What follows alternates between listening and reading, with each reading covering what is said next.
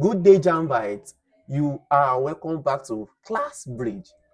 You know, in our last class, we were able to solve 10 JAMB mathematics questions comprehensively, right? And today's class will just be the continuation of the last class. Also in this video, I have attached around 8 to 10 questions for you to solve on your own. So take your time, walk through the question and solve them diligently. Once you're done solving the questions, put your answer in the comment box section below, right? I will be there waiting to review your answers and give you feedback.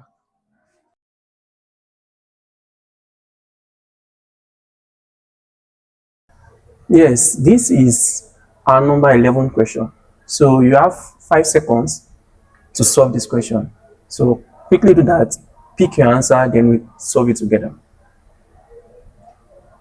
All right, you are welcome back. Now let's see this question. This question is testing our understanding of the measuration of solid shape. And which solid shape are we talking about here? We are talking about cylinder. Very good. Now they are asking us to find the height of a cylinder that has a total surface area of 36 centimeters square. Now, the first thing is to get a formula, right? And it is very simple. I usually tell my students that once you know and understand the shape, the formulas will what? Will come. So you don't need to memorize or cram the formula. No. What do you see? We are talking about area first thing first, right? So what do you observe? You will notice that we have a circular top face here that is open, right? So, and what shape is this? If you bring it out, it is a circle, right?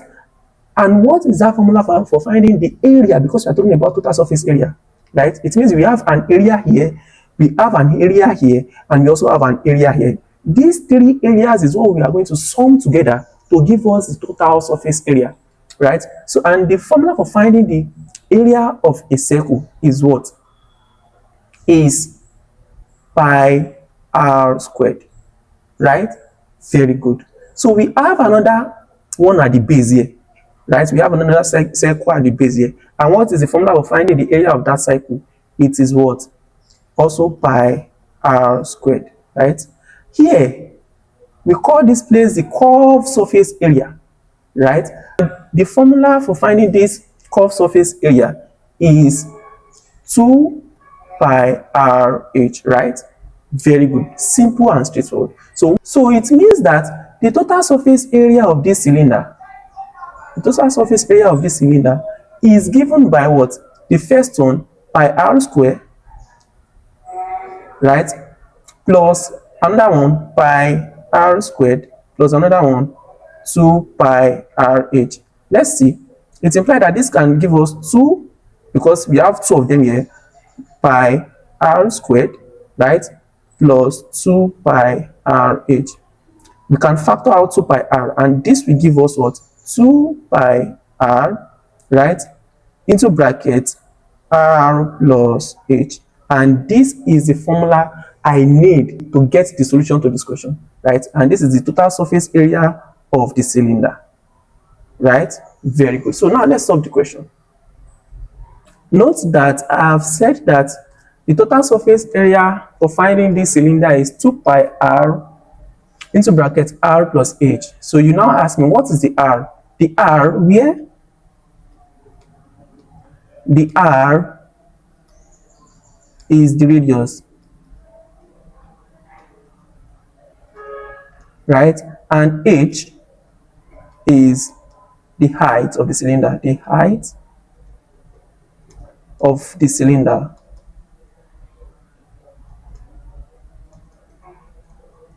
Very good.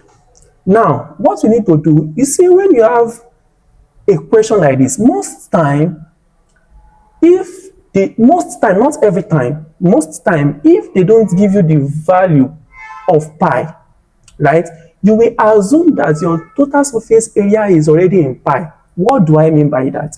Is that, you know, the total surface area they gave us here is 36, right? So since they don't give us any value of pi, that we should use maybe 22/7 or 3.142, like we usually like they usually give us, right? So here we assume that our TSA is what? 36 pi centimeter square, right? Very good. I know some of you have solved this question and you don't get the right answer. This is the reason why you are not getting the right answer. So some of you will even say the answer is not in the option. No, these are the simple trap JAMB will set for you, so you shouldn't fall into that trap. So let's solve the question now. So we are being given that R is what? R is 3 centimeter, right? Very good. Let's plug it in and we get our height of the cylinder immediately. So we have it to be from this formula now, from this formula, we have it to be TSA is 36 pi is equal to 2 pi, right, into bracket. What is our R? 3 into bracket. R is 3 plus H. You know R is 3 in our radius. Yeah, very good. So we can say it is 36 pi equal to 2 times 3 will give us 6 pi into bracket 3 plus H, right? Let's move down a little bit. Okay, good. Now we can divide both sides by 6 pi, right? 6 pi, divide here by 6 pi. This one will knock this one. Why? 6 here 1, 6 here 6. Pi will take care of pi. So what do we have left? We have 6 is equal to 3 plus H. You can see we can make H the subject of the formula, right? So we have 6. When 3 comes to this side, it becomes minus 2. So our H will just be what? 3 centimeter. Do we have our answer? Yes, and our answer is B. So if you get B as your final answer, it means you are doing well. Let's move on to the next question. Yeah, this is number 12 question. You can attempt it. Give it a shot. You have 5 seconds.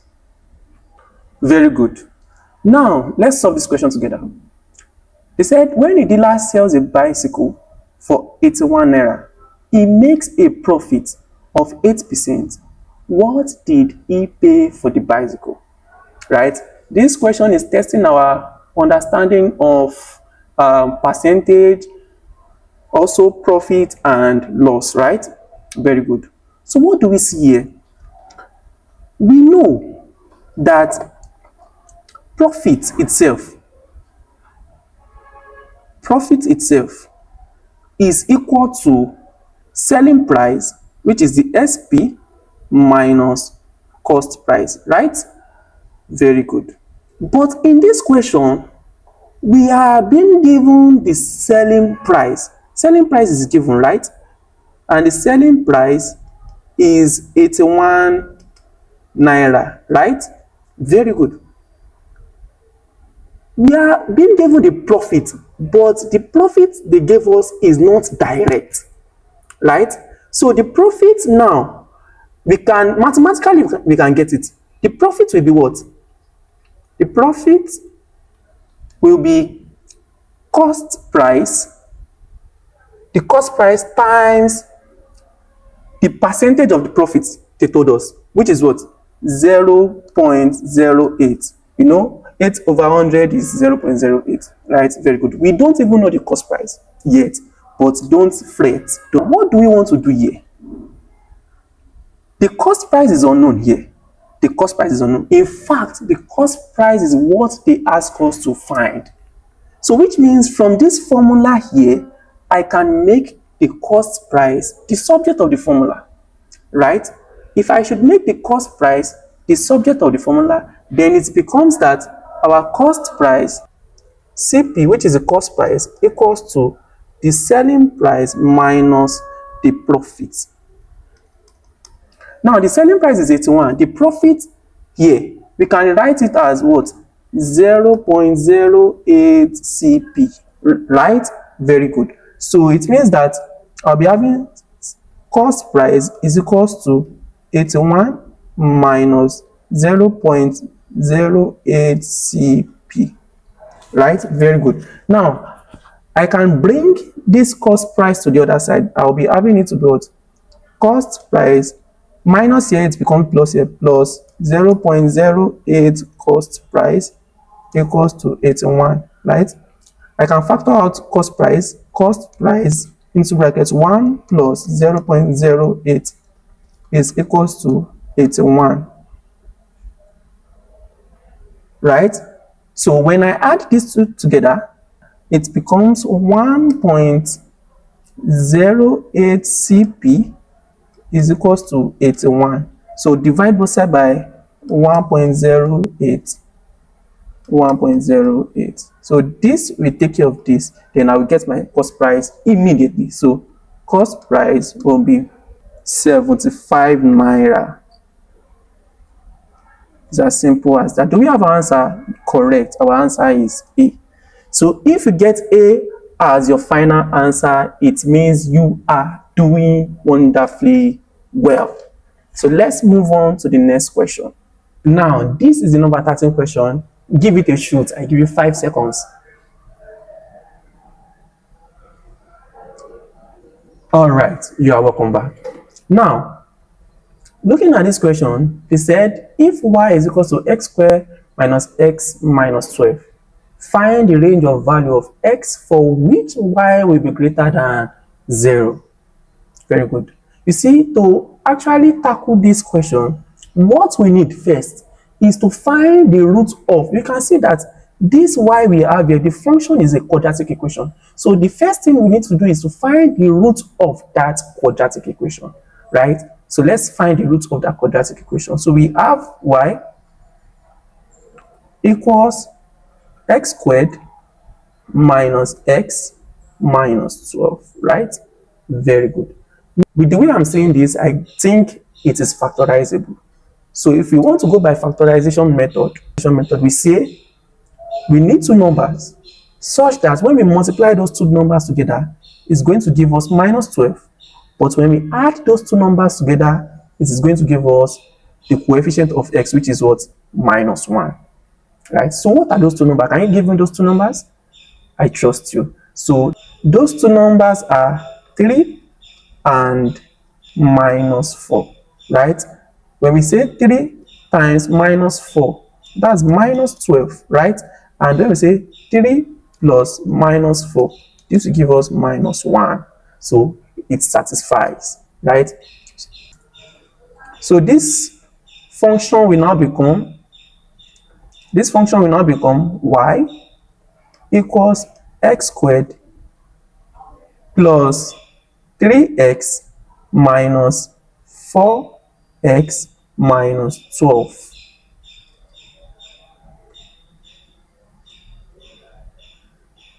Minus 12. Don't forget that we are looking for the root of this quadratic equation. What do? We just factor it.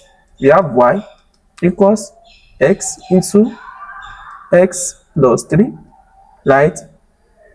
Minus 4 into x plus 3, right? Very good. So you can see these are the same. So you factor it again. So we are left with what? X plus 3 into bracket x minus 4. So we equate it to 0. You are finding the root, right? Okay, very good. So it means that x here plus 3 can be equal to 0, or x minus 4 can be equal to 0. So here we are having x equals minus 3 or x equals 4. So basically the one that will satisfy this question will be what? X is less than or equal to minus 3, or x is greater than or equal to 4, right? And we can see the option here, B. So B is very, very correct. So it's as simple as that. So let's move on to the next question, number 14 now. Yeah, welcome back. This is the number 14 question.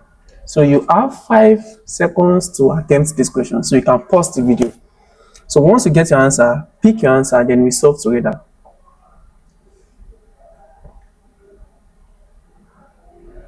All right, so welcome back. So this question we have done something similar here just now, right? It's still testing our understanding on percentage, profit, and loss, right? So let's solve it together. I've said something earlier that when we talked about profit, right? It is equal to the selling price, right, minus cost price. I've said it earlier, right? Very good. Now, what do we have here? What do they give us in the question? They said a man bought a second-hand photocopying machine for 34,000 naira. He served, I guess they are trying to say he serviced it, because when you check back, they said it is a second hand. So let's assume he serviced it at a cost of 2,000 naira, right? And then sold it at a profit of 15%. What was the selling price? Very, very simple question, right? So what do we have from the question? We have the cost price. So the cost price will be the summation of the amount he bought it, which is 34,000 naira, right? Plus the amount he used to service the photocopying machine, which is what, 2,000 naira. So the total cost price will give us 36,000 naira, right? Very good. The profit has been given logically, right?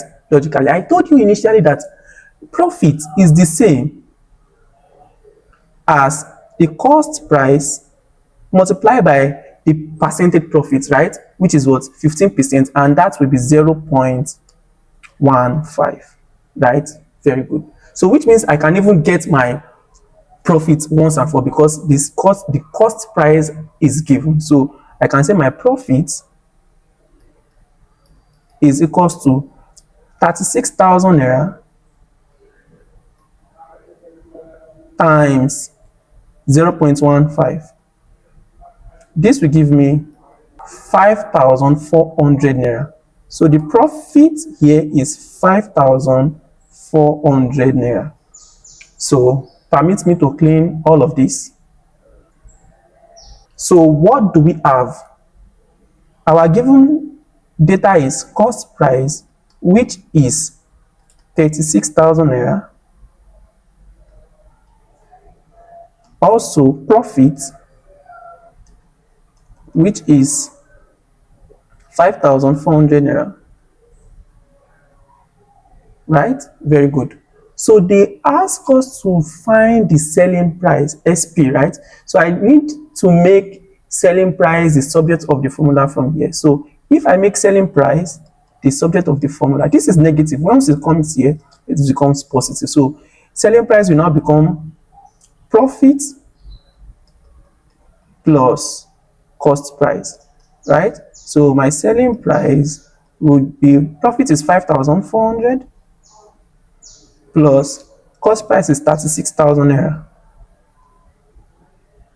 So our selling price is 36,000 naira plus 5,400. That should be 41,000.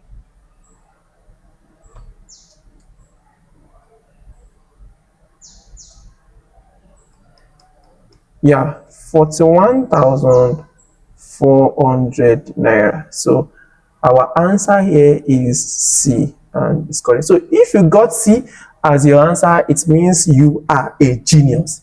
So let's move on to number 15 question very quickly. Okay, so this is our number 15 question. So try it on your own. I'm giving you 5 seconds. Okay? All right, you're welcome back. So we have a sphere, right?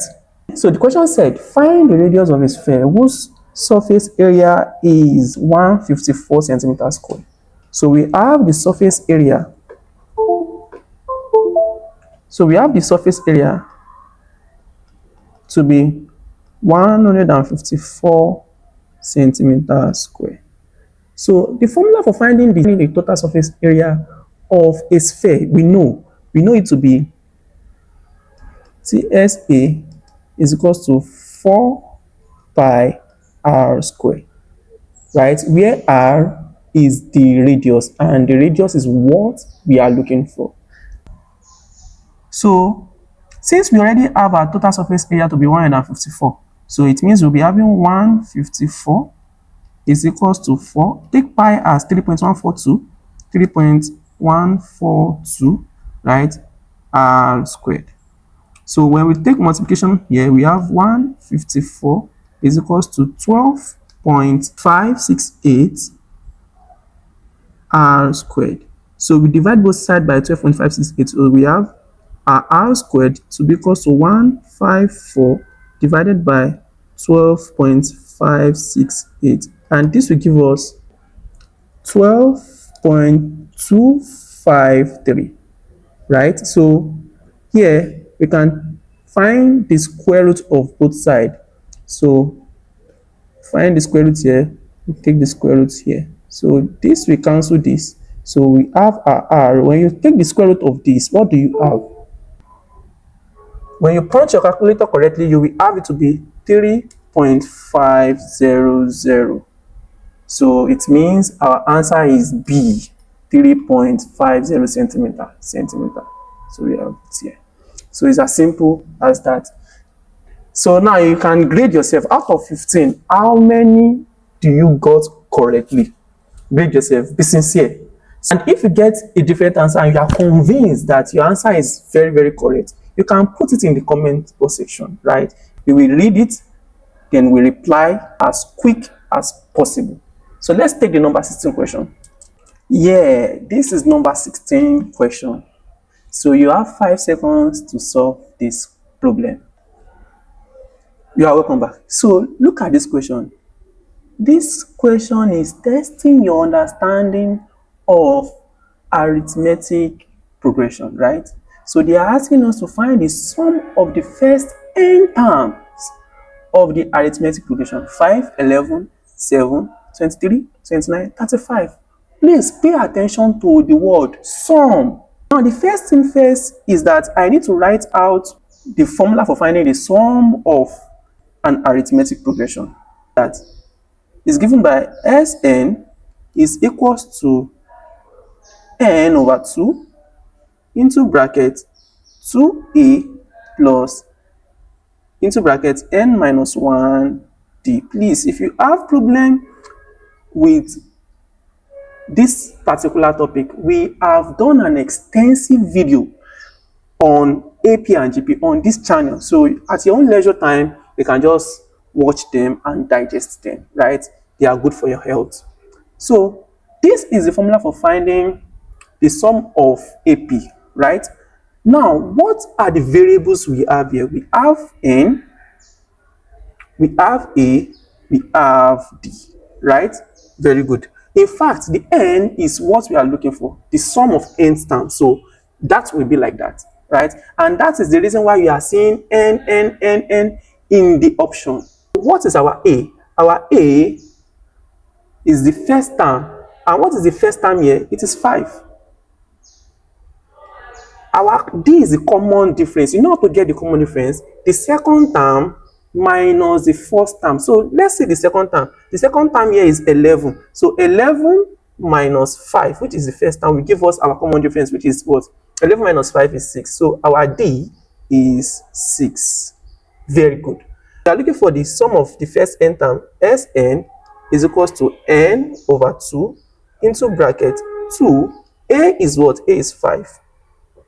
Plus n minus 1, d is what? 6. So what do? We open this parenthesis. So we have Sn is equals to n over 2 into bracket 2 times 5 is 10 plus 6 times n will give us 6n minus 6 times 1 is what? 6. So it's as simple as that. So let's move further. Here, from here, we have our Sn will be what? N over 2 into bracket 10 minus 6 will give us 4, right? Plus 6n. What do you observe? 2 is common. We can bring 2 outside. 2 is common, right? We can bring 2 outside. So we have Sn is equals to when we factor 2 out, we have 2n over 2 into bracket. We have brought 2 outside. Here we are left with 2 plus 3n. right? So this will take care of this, right? So we have Sn equals to n into bracket 2 plus 3n. Do we have anything like this in our option? Let's see. N 2 plus 3n. Yes, B is correct, because what we have here, I can rewrite it as what? N into bracket 3n plus 2 is the same thing. So our answer is B. So if you get B as your answer, you are doing fantabulously well. Let's move on to the next question. Yeah, so this is a number 17 question, and the question is on variation, inverse variation, right? So I will not be solving this one for you. So take your time, solve it on your own, and we do number 18 together. All right. All right. So here is another interesting question. So like we always do, you have 5 seconds to solve this question. Once you are done solving, you can now come back, then we solve it together. Okay. All right. So let's look at this question together. It said, in how many ways can a delegation of 3 be chosen from 5 men and 3 women if at least 1 man and 1 woman must be included? Right? You know, we have permutation, which is talking about arrangement, and we also have combination, which is talking about selection. So this shows that this question is a combination question, right? Very good. So first thing first, we have to know that we are talking about combination. We have n combination r, and it's given by n factorial over r factorial into bracket n minus r factorial, right? This is very, very important. This is very, very important. Now, in the group now, how many men do we have? We have 5 men, right? Men are 5. While women are what? 3. Very good. Very good. Now we want to select 3 people, right? We want to select 3 people. And in our selection, there is a rule that says that among those 3 people, we must have at least 1 man and what? 1 woman, right? Which means for us to solve this question, it will come in cases. So which means that in case 1,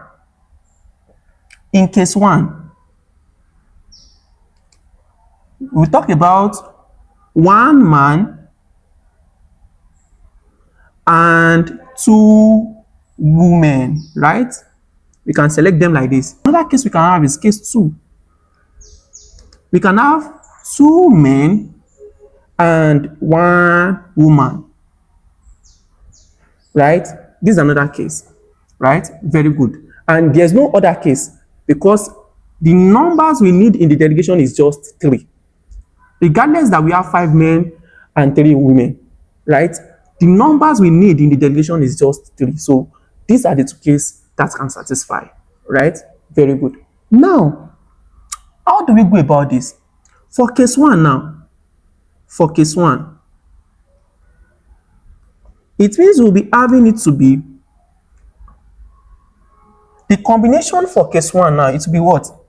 How many men do we have? We have 5 men, combination 1, times how many women? 3 women, combination 2.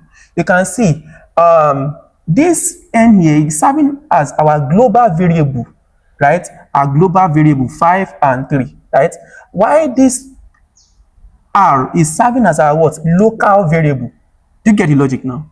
Very good. So let's quickly solve for the case 1, right? Let's quickly solve for the case 1. So it means that we'll be having 5 factorial over 1 factorial into bracket 5 minus 1 factorial times 3 factorial over 2 factorial into bracket 3 minus 2 factorial, right? Once you solve this correctly, it should give you 15. Once you solve it correctly, it should give you 15, right? Very good. This is for case 1. So for case 2 now,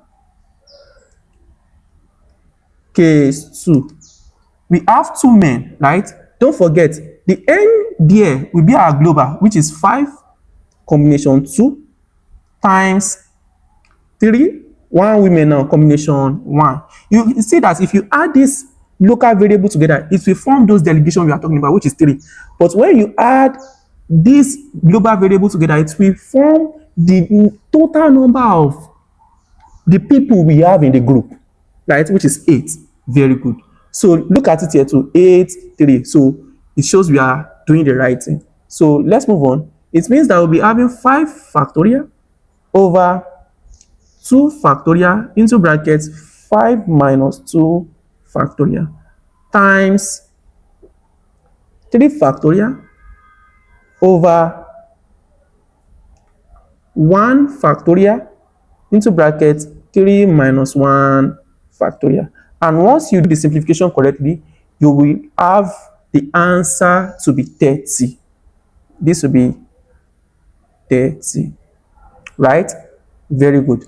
This is not your final answer. So our final answer will be the summation of the two cases. So case 1 plus case 2. Case 2 will give us this, what, 15 plus 30, which is what, 45. Do we have this? Yeah, I can even see it. Is here D. D is our correct answer. So if you get D as your final answer, it means you are doing well. So let's continue. Let's see the number 19 question. Yeah, this is our number 19 question. Like we always do, you have 5 seconds to solve this question. Your time starts now. All right, let's solve this question together. They said the mean height and range of heights given as 1.35, 1.25, and so on and so forth are M and R respectively. Find M plus 2R. This is a very, very simple question. So what do we need to do? We need to find the mean of these given values, right? The mean. So as you can see, M stands for what? The mean, Abi? While R stands for the range.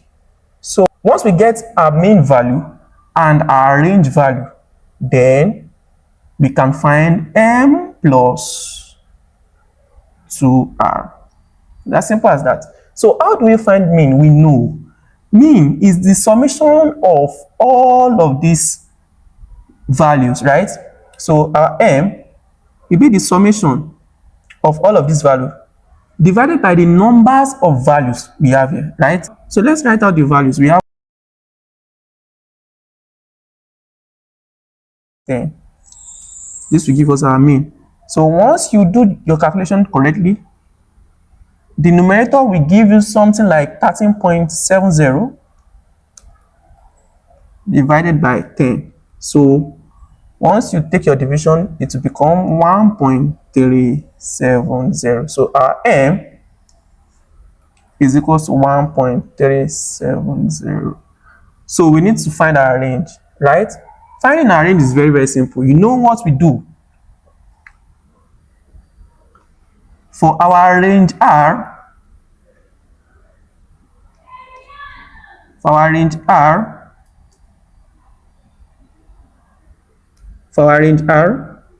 it is equals to the maximum value minus the minimum value, right? So let's look at those digits here. Let's look at those values here. Which one is the maximum? I'm saying 1.50 as the maximum, and I'm saying 1.20 as the minimum. So it means that our R will be what? 1.50 minus 1.20, and we have 1.50 minus 1.20, it is equals to 0.30, right? Very good. So with this now, we can find M plus 2R. Since our M is equals to 1.370 and our R is equals to 0.3, then it implies that our m plus 2r will be what? M is what? 1.370 plus 2 times r, which is 0.3, right? So we have 1.370 plus 0.6, and this will give us 1.970. Do we have anything like that here? No, but we can actually approximate it, right? We can actually approximate it to 1.95. 1.95 is the closest to our answer, right? So we can actually pick that. Let's just see one more question today and we call it a day. And I hope you are enjoying the class so far. All right, thank you very much. So let's move on. The last but not the least question for today's class is coming from probability, right? So this question is testing your understanding of the concept of probability, right? Yeah, so you have 5 seconds to tackle this question. 5 seconds. All right, so let's solve this question together very quickly. It said, what is the probability that an integer x that is in the set of 1 to 20, right? This one is telling us that x is between 1 to 20, right? Chosen at random is divisible by both 2 and 3, right? Very good. Now let's assume the set of the integer x is z. Let's just start with that. Is z, right? So what are those elements that will belong to this set?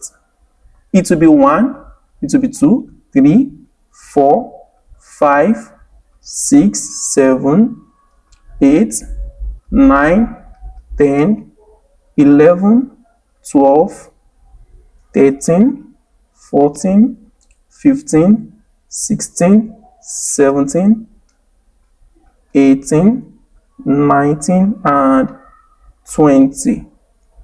So these are the elements of our set Z, right? Very good. Now they are now telling us that if we should pick any number at random, what is the probability that the number we are picking is divisible by 2 and 3? Which simply means that that number is divisible by 6, because the LCM of 2 and 3 is 6, right? It's as simple as that. But for the concept of probability, probability is telling us that if you have probability of x, by definition, it's telling us that the probability of that x is equal to the number of required outcome,